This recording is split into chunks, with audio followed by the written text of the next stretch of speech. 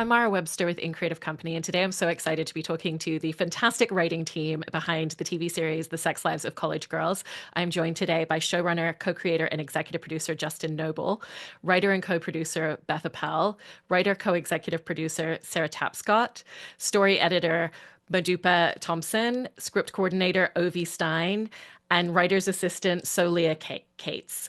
And firstly, thank you so much to all of you for joining us and talking about this fantastic show and all things season three. And Justin, I'm gonna kind of throw the first question to you because I love that season three had a lot of growth in terms of characters this season. You know, we had Renee leaving, and that was something that you obviously all knew going into writing this season.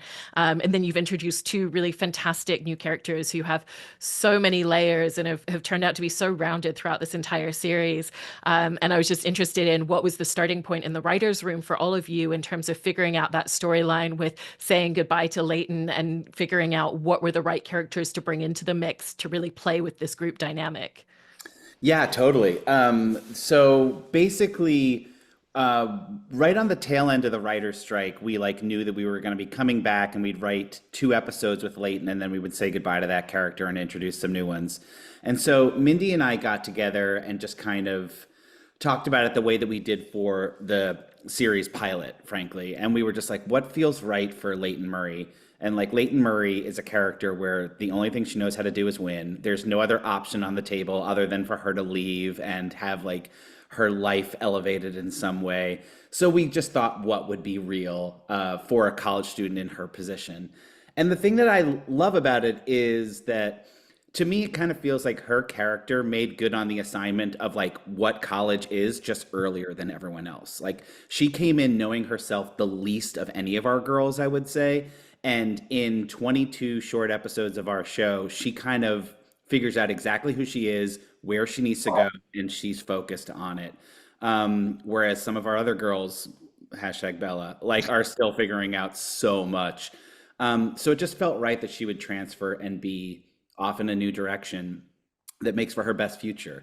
We also hadn't shown much about like transfers and students leaving, which is actually like a really real thing in college. At least for me, it was. I remember my first year in college, one of my like best friends called over the summer and was like, I'm not coming back. And I was like, what do you mean? You're 1/4 of my social group. What is that? Like, I'm screwed. What are you doing?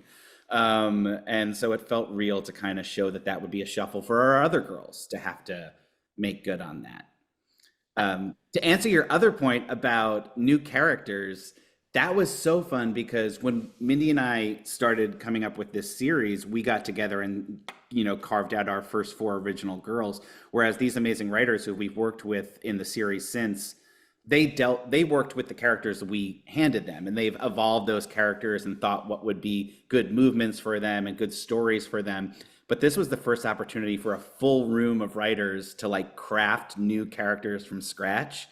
And it was such a fun first day pitching on like what these characters would be. We were like truly surrounded by note cards of like different types of college girls that could pop up in this show and who our existing girls would have relationships with. Frankly, it was like I compare it mostly to the Renaissance movement, I would say, in European history. There were just a lot of booming new ideas, and we could really follow it in any direction. And boy, did we! We had a lot of interesting ways we could have gone, and ways we could go in future seasons potentially if we introduce new characters. I love that, and talking a little bit more about the Leighton departure, Sarah, I wanted to ask you about that specifically, because I know that you have the writing credit for episode two, because I thought it was so beautifully done that there's this conversation with all of the girls together, which felt so important to have in terms of for the characters and for audiences. And, it felt like the emotion and the writing of that scene really played into the off-screen relationships that they'd obviously all built as well. But then I love the detail of actually when she's then getting in the car, that it's this really positive feeling. It's not about sadness and tears and I don't want to say goodbye. It's like, this is the right decision for me. And so I just wanted to ask you about, creating that goodbye scene with the girls and then having that juxtaposition of feeling really hopeful towards the future for her.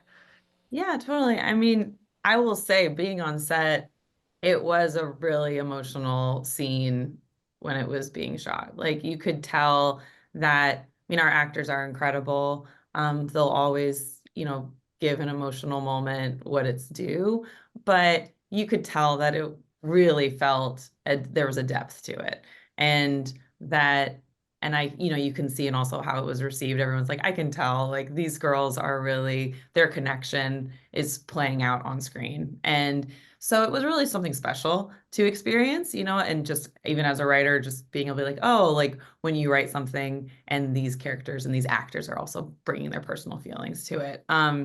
And I do think that that ending scene when she gets in the car and she, drives off, there was a moment where we're like, obviously wanting to kind of feel like uplifting at the end, because, we're throwing forward to a whole season and we want to keep our audience really excited at the same time.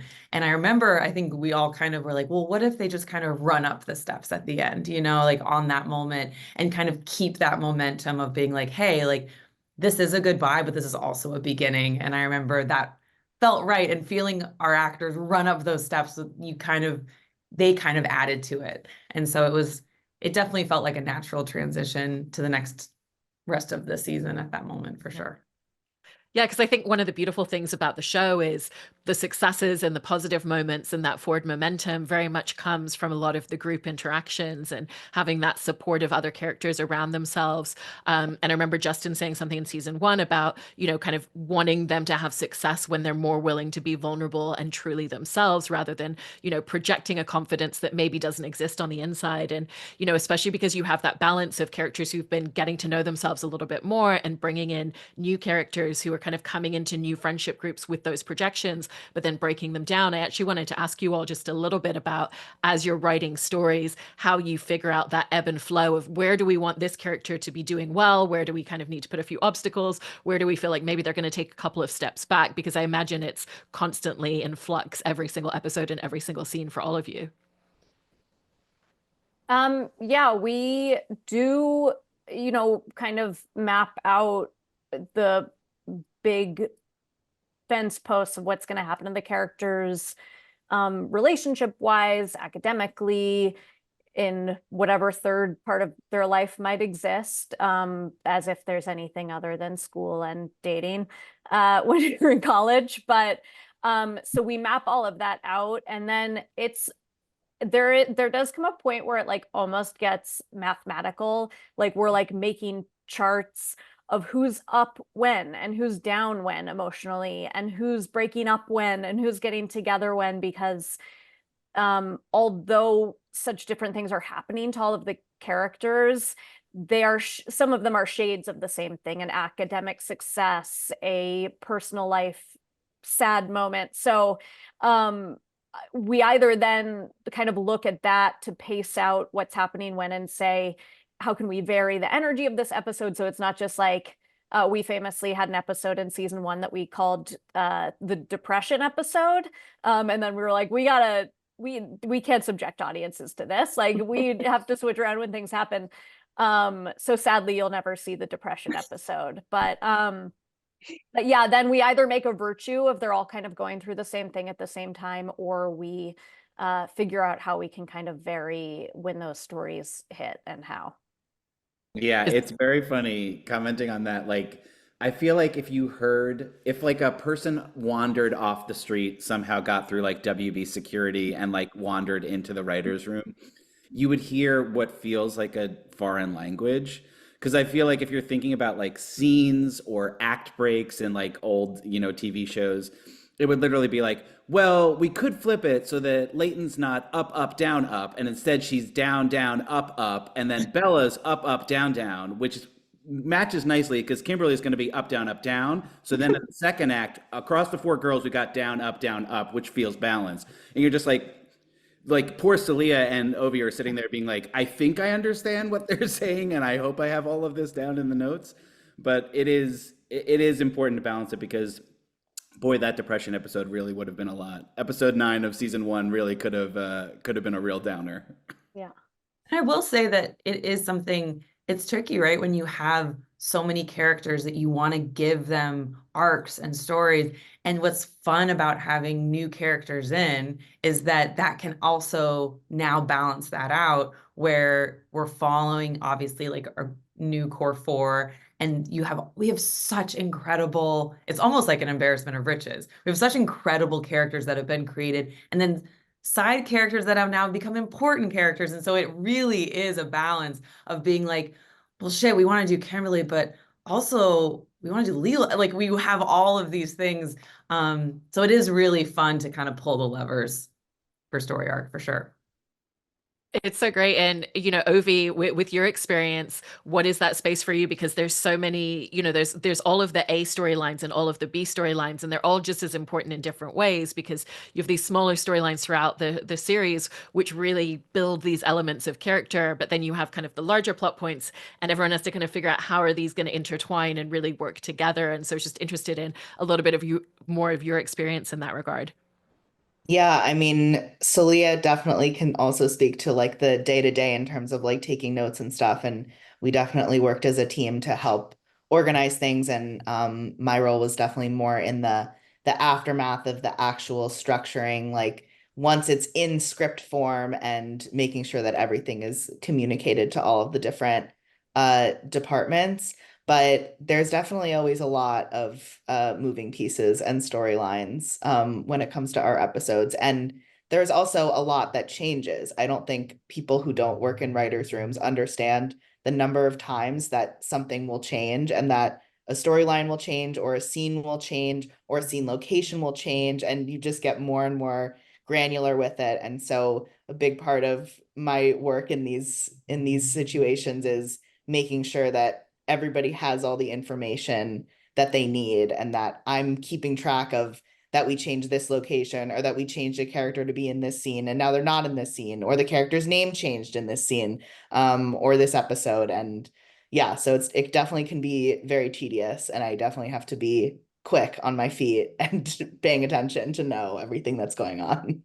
I love that you called it the aftermath also. Very That's true. like the title of the podcast of the show. The script is the aftermath The aftermath. of The what aftermath gets presented spewed out. by Ovi Stein. What Yeah. have we done? Renaming characters. I famously name almost every male love interest on the show Gabe until we change it. So that's its own thing for Ovi to have to deal with, and the writers. Yes. But we got a Gabe this year. It's done. So we can't have another. Leela has an Instacart hottie named Gabe, so we finally did it. We did it. We do like love to it. name repeat though. It's hard. It's hard. There's arena and arena for eagle-eyed viewers. There That's are true. arenas. RINA and REENA. It's Yes. these details that I think the audience out there is most interested in this moment. Most definitely. I mean, the changes that happen though, it is like we have to change so much on the fly.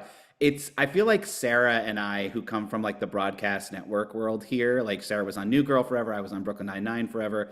Like, this is nothing to us. Like, we did table reads where it's like, oh, nothing worked, everything's gone. Like, you're bussing home from a table read where you're like, there's nothing. It went in 30 pages and now we don't know what happens on Monday. So we're blessed on this show that our partners have been so supportive and just love the content, and we just have to change little pieces here and there, but it's part of the gig. I love that. And Solia, because, Ovi was mentioning that obviously crosses over into your world and your work on the show so much as well. I wanted to ask about that, especially because I believe that season 3 was your first season in joining the writers' room and joining this group. Yes, absolutely. Yeah, it was very exciting joining the team, especially as someone who had been a fan of the show for season 1 and season 2. And it was interesting. I was one of the only people who joined the writers' room. Most people were actually returning. And so I think a lot of my work at the beginning was sort of fitting into an organism that already sort of functioned and existed, and finding my way through that and the systems that were already sort of operating well. And everyone was very supportive in me learning my way through this sort of organism. But yeah, a lot of my work had to do with helping to support the team in organizing all of, as you say, the changes that happened throughout the entire script writing process. And also, I think a lot of those changes came from what Sarah and Justin and everyone have been speaking to on just the embarrassment of riches in terms of the characters and the actors and the stories that we wanted to tell, and just like sort of constantly deepening the authenticity of those stories for those characters and deepening the fun of the jokes and just kind of going further and further with each piece of things. And so a lot of my role had to do with making sure all of that was organized and communicated, and that we were continuing to operate at the depth that we wanted to with each of those pieces. To speak to Solia's incredible talent, I mean, I cannot say this enough, but like, I have a video that I took of the speed of how fast she would be typing. And it's not just getting everything down in a document. That's like baseline, that's nothing. The remembering, because you think about it, like Justin was saying, the ideas of like, okay, well, who could these new characters be? We'll spout out things and then forget them because you just do. And she comes back with incredible things of like, well, you did talk about a character like this that had this funny aspect. And now we did move in this direction, but that funny aspect could apply to this. Do you remember? And it's like, that is so essential. And it's just like so helpful. And so, yeah, I truly couldn't do it without everybody, obviously. There were many times when Ovi and Solia both, you would be like, where did we land on? And they would both be like, we landed on this, and it's in the notes that I already sent you that are in your email address, and I will re-forward that same email. Like, truly, we would have been dead without both of them. So, and the crazy incredible thing is that while Ovi and Solia are doing their jobs, we foster a room where anyone can pitch and throw out ideas. And so they're also like pitching things, and both of them have gotten wonderful things in the show over the last season of TV at the very least. Ovi for at least 2 seasons. This Parents Weekend episode that just came out last night, the clicker thing that Bella suggests, that was a Solia pitch. So in addition to typing up notes at warp speed that gets the eagle-eyed attention of Sarah Tapscott, she's also pitching things that become GIFs and highlights on our episodes. It's amazing. And jumping over to you, Modupe, I wanted to talk a little bit about episode 7, especially because we'll have this coming out once all the episodes have aired, so we can talk spoiler free.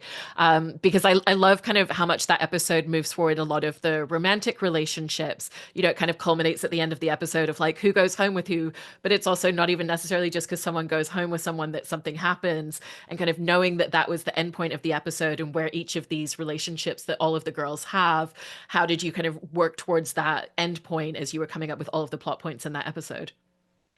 That's a great question. I mean, I think going into it, we knew that we wanted to end with the wonderful idea from Justin, the kissing montage.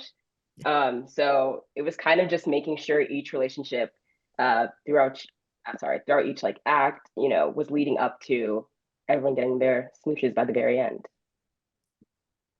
I love that. Sarah, with episode 8, I wanted to ask you about kind of where the idea came from to have all of the different characters test their romantic partners, because again, it's what they were able to learn about their partners in these relationships also in turn kind of parlays into what the audience then learns and kind of understands at deeper levels. And for some of them, it was a successful thing, and for some of them, it drove them apart a little bit more than before. Well, that episode definitely was kind of a new take on our normal traditional kind of setup of what you're used to seeing. And it was a fun experiment of our own of like being like, what if our girls are in kind of one location for the most part? And what kind of fun can we have with that? And it was definitely something that like, I know Justin was really helpful with and kind of bringing forward of being like, you know, it kind of was launched from this concept of like a bottle episode that we have experienced when we've been on like broadcasts where you're like, all right, we got to lock it in one location and like, let's get as much story as we can. And so coming from that kind of idea, you know, he was really helpful of being like, okay, well, what kind of things can we play with? And the idea of experimenting or like testing was such a fun way to bring in characters into that one location and keep story moving. And also was fun because, you know, we're in our, like the dorm rooms kind of for like party scenes or like intimate, like conversations, maybe between 1 or 2 girls, but like this was a whole group in that one location, which was kind of a fun branch off from what we're used to seeing there. I love it. And The other one of thing the, I would, oh, sorry, sorry. the other thing I would add into that is that, the other thing I'd add is that when we brought in Casey as a new roommate character, the thing that we were excited about is like when a new like catalyst can change the other girls in some way. And as we started talking about the ideas, it just felt so much like an idea that only Casey Lynn Baker would bring into our other girls. Like there's no way Kimberly Finkel would ever think to do this. So it's nice that like someone can throw out something and it affects our girls and gets them onto a journey that they otherwise wouldn't do. An episode of our show that sadly will never exist at this point is a similar one. We talked always about the episode where Leighton takes our girls to a spa day, because it just felt like the thing that they wouldn't have seen before. And like, it just felt like that's one of the things on the cutting room floor of Leighton's character that we never got to, but just little things that where this girl's attitude can inform a journey that all of our girls go on that they never would have had they not been friends with and roomed with this other weirdo that they were assigned to by a school. And seeing Leighton react to a Vermont spa versus a New York City spa. Yeah. I love that. One of the things that I wanted to throw out to all of you as well was just, I was really interested in the scope and the space of writing a lot of the dialogue for these different characters, because they all ask such different things. You know, you have characters like Bella and Kimberly, where their internal monologue is completely external and they say every single thought that they're thinking, for good or bad, half the time. And then you have other characters that can come in and be like a little bit quieter depending on the situation, you know, or Taylor coming in as a new character and kind of holding back a little bit more until she feels like she trusts people. And, you know, I imagine that there's like a real rhythm to writing the dialogue for all of these characters, but was interested from your perspectives, the intricacies that you find kind of as you're writing for each of these different characters in the show. Yeah, that's interesting. I mean, I feel like a lot of our the way our like workflow in the room works is someone will go off, of course, and write a first draft of the episode, and they'll come back and there'll be little gold nuggets throughout it that we keep. But we always heavily rewrite because there's just so many funny people involved in the making of the show. So a lot of it, I think, stems from the writers sitting around a table together, literally almost like channeling the characters and talking as them, because what comes out is like how different characters would respond to other characters. So like what I'll witness, and it's like lovely, is like you'll be like sitting there and you'll be like, Sarah's pitching on a Leighton line or whatever, and then like Beth will be like pitching a response to Sarah's pitch on the Leighton line as Kimberly or something, and then Mo will chime in with something for Bella, and it all of a sudden there's like a full new conversation that's been pitched on that like doesn't even have to do with the scene sometimes, and then you're like, okay, well that's like, it's a bit of a cul-de-sac, it has no plot, but it's like fun, and it's how these girls sitting around a table are talking, so presumably so could our characters. But they all just try to have like distinct voices, and I think it's ingrained in a lot of the characters. I mean, like Bella, for instance, it's so easy. No one on our show is going to talk like Bella. Like, can you imagine anyone else walking into a room and saying, "Did I forget to tell you I'm going to fuck the mascot?" Like, no, there's no one else that could say it. And the same for all of our other characters, I think. But it's a pleasure to watch like all the writers wear all the different hats from day to day, because it's definitely not one of those shows where like this person pitches this voice or whatever. Everyone, by the end of our million hours together making a season of TV, has pitched on every character and every line.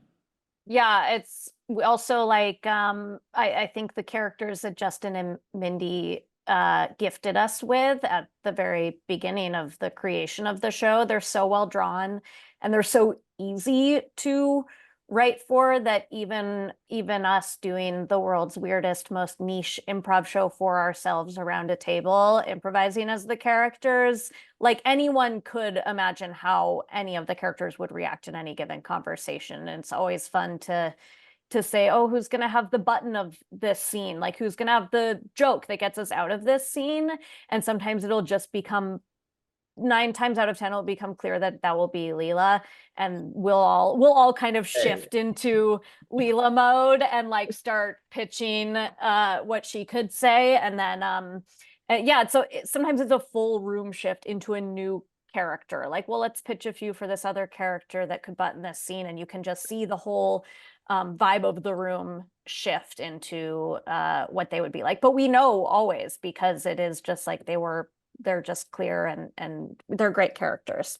And that's what was so fun about finding the new characters too. Just to say that, like, with the like finding Casey and Taylor's voice, is all of us trying on new things until finally you're like, oh, like that's okay, that's the voice. Was kind of like a crazy, like, however many headed monster of coming into one, which was really fun. Sorry. We did a lot of British accents Yeah. that I hope no one bad British. ever hears. Yeah.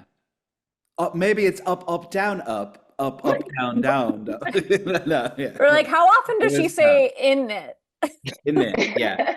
Yeah. Yeah. That was a blinder we had on. We didn't really, and honestly, you know, who was very helpful with that is Mia, because we would like take it to set and she'd be like, I don't know what I'm saying, and we'd be like, okay, well, how would you say it? And she was like, I so don't know what I'm saying that I don't even know how to translate it into what I would say. And so that was interesting to be like, could you British this a little bit? Could you make this a little British? And then all of a sudden there's like lines about Nando's, and we're like, okay, well, now the audience doesn't know what we're talking about. Did you reference Big Ben here? Is that normal? Yeah. All right. Yeah. Is it? Yeah, you say cheerio when you leave the room, right? That's Every common? time. Oh. Modupe, I saw you nodding a lot when Beth was kind of talking about how helpful that is in terms of just like the process of writing. Did you find, particularly when you were writing your episode this season, that, you know, being able to bounce off of everybody with that improv was something that was a really helpful tool to you? Oh, of course. I feel like when we are, you know, sitting around a table, all pretending to be either Kimberly or Leighton or Whitney, it really makes it so much easier to imagine the scenes you're creating, and to make them as funny as they can be.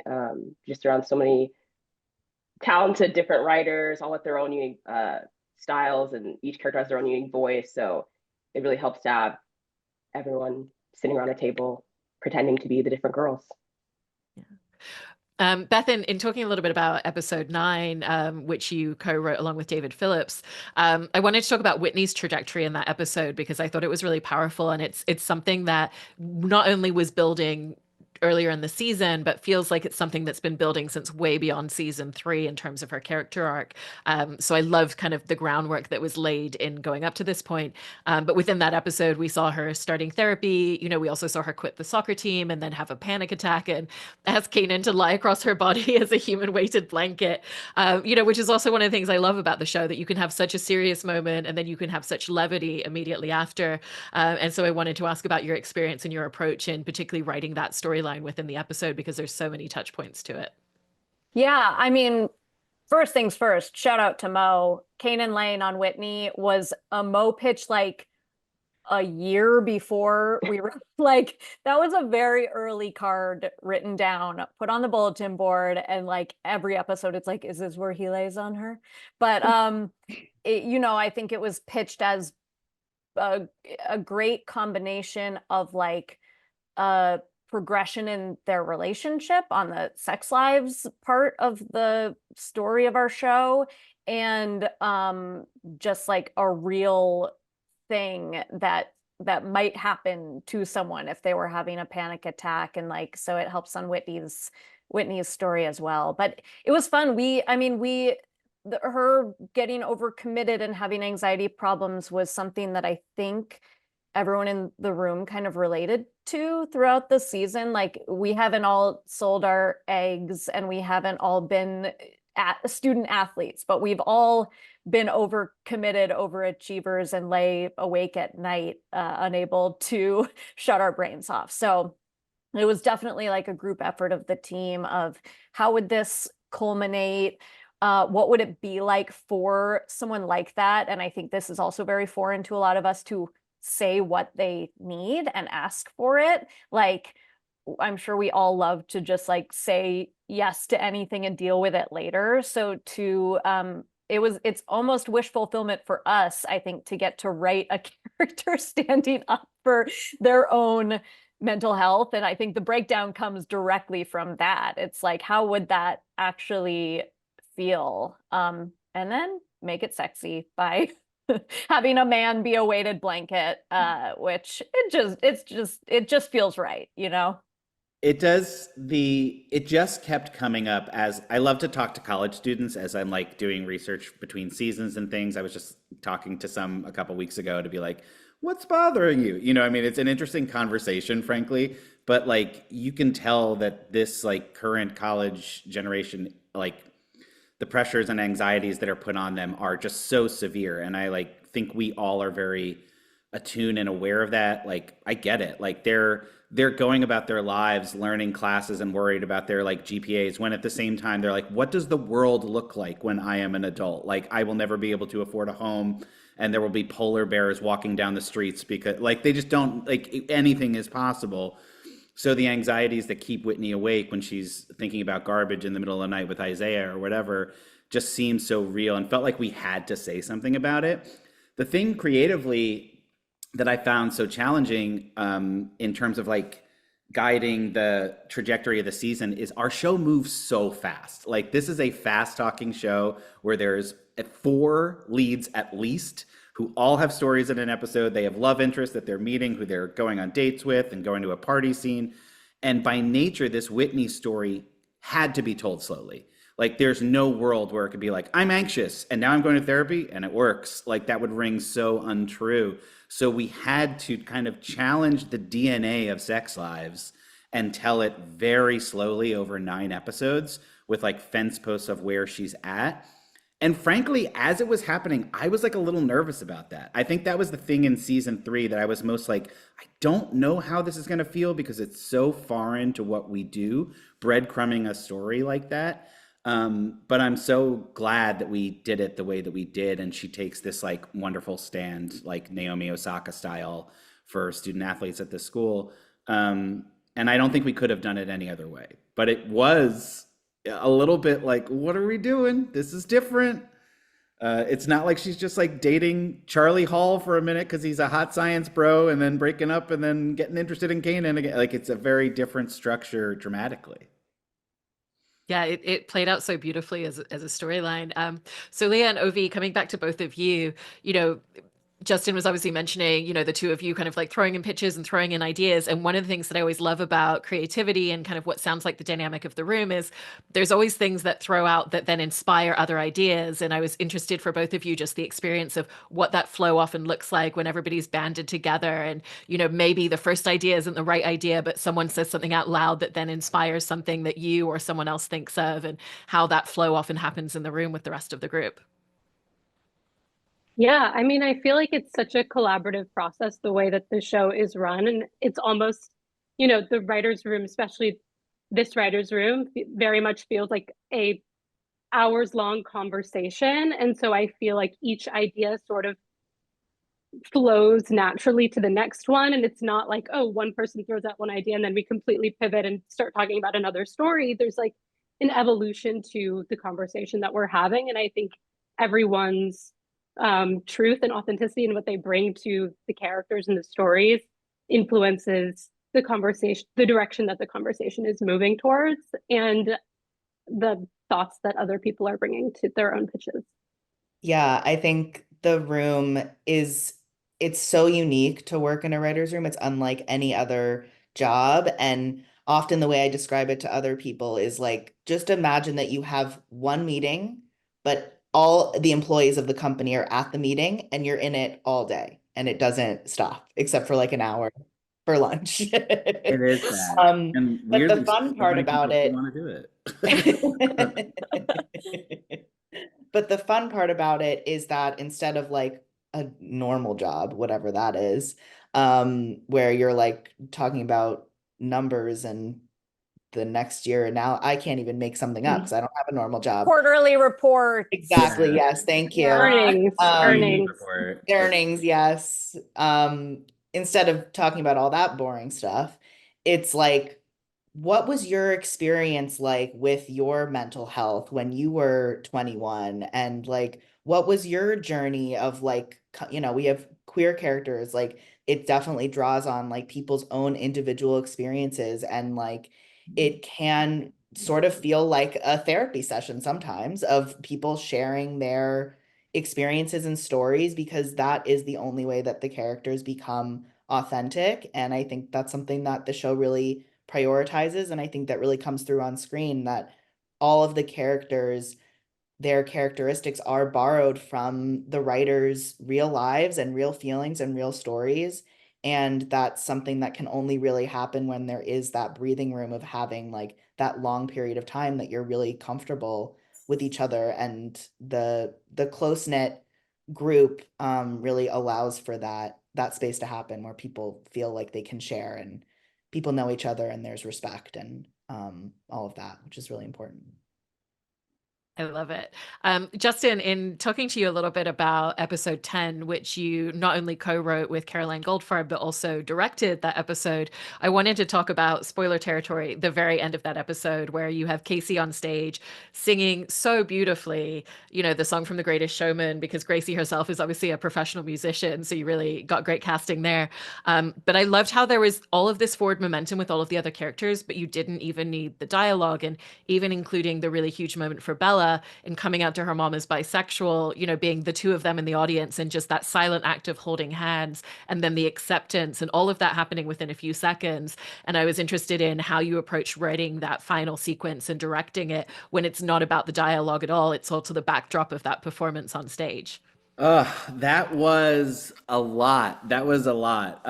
It was really wild. I mean, we card out the season so thoroughly, so we kind of know where our girls are going, but there's lots of different like options sometimes right at the end. It's kind of interesting. It's like Bella could have had a very different end to a season in different worlds.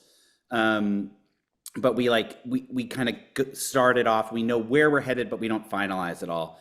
And then I think once we introduced Casey, I was super interested in telling a story about the projection of confidence that's not quite real, which I thought like was an important story for like a lot of young people, but especially young women who are just like projecting this confidence, and that can kind of nag at them when it's not actually honest. And then you close the door and you're like, I'm a sham, like I don't even like this about myself. And that feels like something we could show a spotlight on. Then picking a song for television that can air and that you can pay for and produce and that the performer can sing is its own thing. So once and Gracie is like incredibly talented, but in a very likable way, her reaction to any song is like, oh, I couldn't possibly sing that song well. Like, it's so funny. She's like so meek about it. She was like, I can't sing Roar. And then I'd be like, can you try it? And then she would do it. And I'd be like, okay, well, you just do that. That was perfect. And she's like, okay, I guess it sounds good enough. But we landed on the song, and then frankly, I just listened to it so many times. I couldn't share my Spotify Wrap this year because it was at the top. Like, I just was like trying to imagine beat for beat what would happen if I pursued this version where things happened without dialogue at the end, and how we could advance their stories. Because I didn't want to interrupt Casey's big climactic moment with dialogue. I wanted them to kind of coalesce together. So it was really tough. It was also, I think, a hard sell. No one gave me flack, but I did know, like, we're doing something here that in an outline is going to be like, can they pull this off? Can they do this? And thankfully, we have wonderful partners who trusted in the process. And yeah, I'm so proud of those last 3.5 minutes of the episode. I will also say, like, just to put Justin on the spot very briefly, which I know he hates, but he wrote those last couple pages of the script, and it was like, it was just prose. It was just straight up paragraphs and paragraphs of prose. And which was also funny because Justin reads the stage directions at our table reads. So our final table read ended with Justin just reading fan fiction that he himself had written for like 5 minutes. And then on set, because I was on set when Justin was directing that episode, he had such this singular vision for how everything would fit in to speak to him, listening to that over and over and picturing it. He'd be like, okay, we're at the champagne moment in the locker room. I need you to remind me, we have 8 seconds. We have 8 seconds. I don't know if that was a specific number for that, but he was 11, like down, but yeah. down to an art of like, here are the seconds that this particular silent moment happening under the song.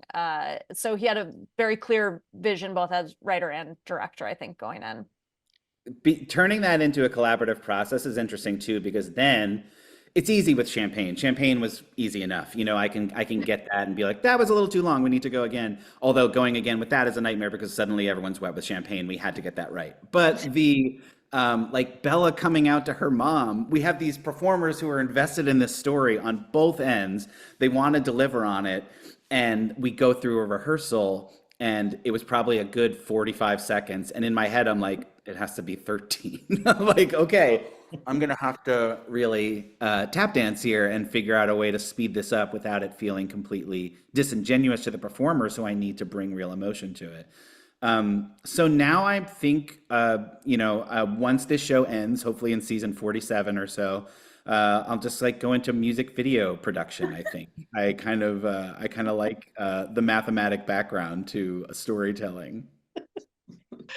Well, I also think that part of why that ending and being done in that way can work is just such a testament to the work that you all do and the way that you've built these characters, that you can have those few seconds and yet it tells so much story in the moment. So I just want to congratulate you all on the phenomenal work that you do on this show. This was an amazing season and thank you so much. I appreciate it. Oh, thank you so much. That's so nice. And thank you so much to all of these writers. Truly, these are the faces that like make the show as good as it is. There's no happier place for me than sitting in the room laughing at all the funny things that these people say.